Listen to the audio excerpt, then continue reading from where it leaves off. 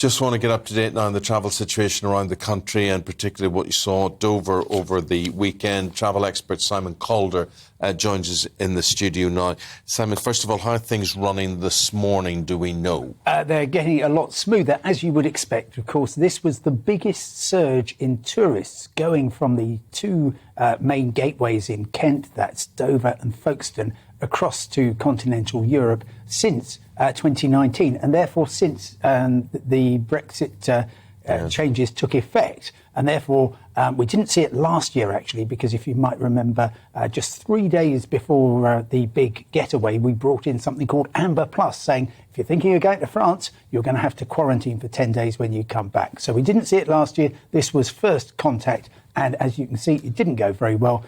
Families have now got away. The backlog was cleared through the night. And now today, actually, the problem is getting rid of the many, many hundreds of trucks which are stacked up on the A20. Awful. I mean, as you say, we didn't see it last year, but surely we did see it coming.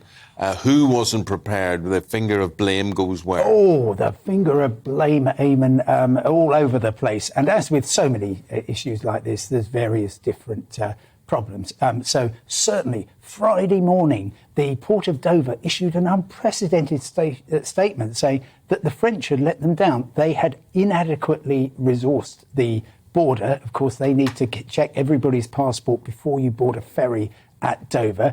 They simply hasn't shown up in the numbers that they needed. That caused a queue to build up. We then had many other traffic problems throughout that part of Kent. And people were spending 6, 7, 8 hours queuing.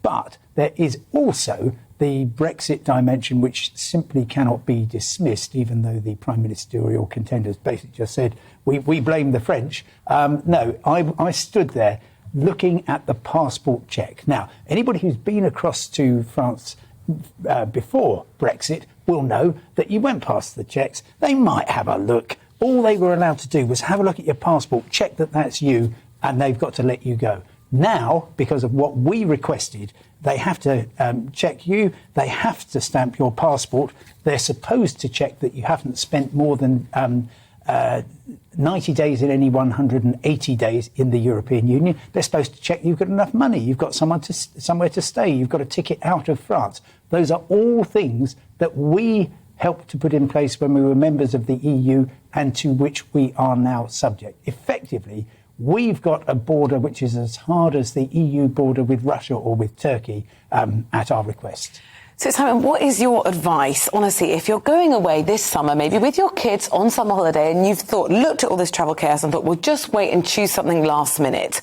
What's your best bet for a stress-free experience? OK, well, there are lovely parts of the UK, of course, and those, I think, will be looking increasingly attractive.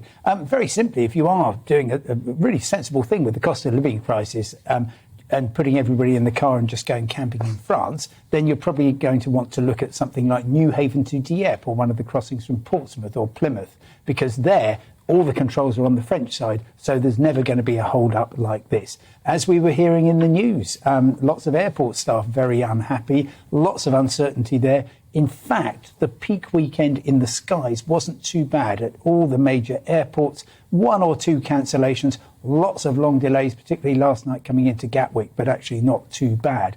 And it's worth reminding everybody that the vast majority of families will get away for that much-needed, well-deserved break. It's just looking at the scenes of chaos. It's one thing after another, and of course, day after tomorrow, we've got another national rail strike. Well, that's what I was about to say. I'm supposed to be going to Devon later on in the month, and you're looking at booking your trains and everyone else who's going, and you think, well, some people have just had rotten luck because they booked their train ticket on the day there's going to be a train strike, and it's going to be a real headache for them to get there. Yes, and let's just make sure everyone is aware of what happens. So this is members of the RMT union working for Network Rail and working for 14 train operators. They're unhappy about pay conditions and guarantees on jobs. And they are going to be walking out on Wednesday. Now, that has a massive effect, mostly because of the Network Rail signallers. They can bring in non-union staff and management to cover some of the network, but ultimately only about 1 in 5 trains is going to be running, and it's predictably going to be to and from London on the main intercity routes, some commuter stuff around London, Birmingham, Manchester, Leeds and Scotland. But in general, the rule is do not try to travel. Miserable times. Got another 2 strikes in the 18th and the 20th of August by the RMT, similar national strikes, and then 8 train operators are going to have the train drivers walk out next Saturday. They're working for ASLEF. So, I mean, I think that Eamon may, like me, possibly remember the 1980s, and it does feel increasingly like that every day. You wouldn't really blame people for saying no holiday this year, because there's also a cost of living crisis as well. Yeah. And that's going to be maybe your single biggest saving that you're going to make. But we were just saying the roads are unpredictable, the rail lines are unpredictable, airports are unpredictable, the ferry thing, you wouldn't want to be sitting for 21 hours with family and whatever. And we were talking about cruise ships seem a good bet at the moment.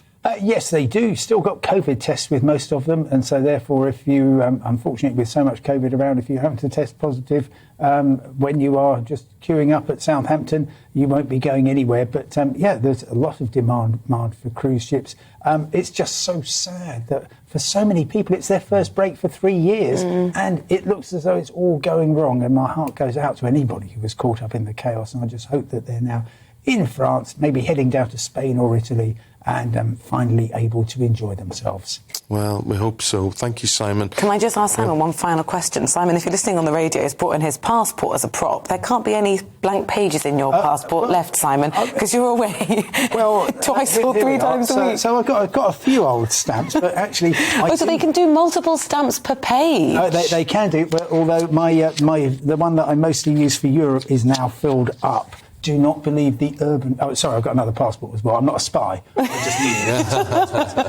it. But, of course, if you've got an Irish passport or any other EU passport, then you're in luck. You're just breezing through everything. However, if your passport does fill up, they're not going to refuse you access to Europe. They will go and find a piece of paper and stamp that and put it in your passport. I see, because there's delays getting your passports now as well, aren't there? Well, Simon, thank you very much. Appreciate it. Thank you. Simon Calder there.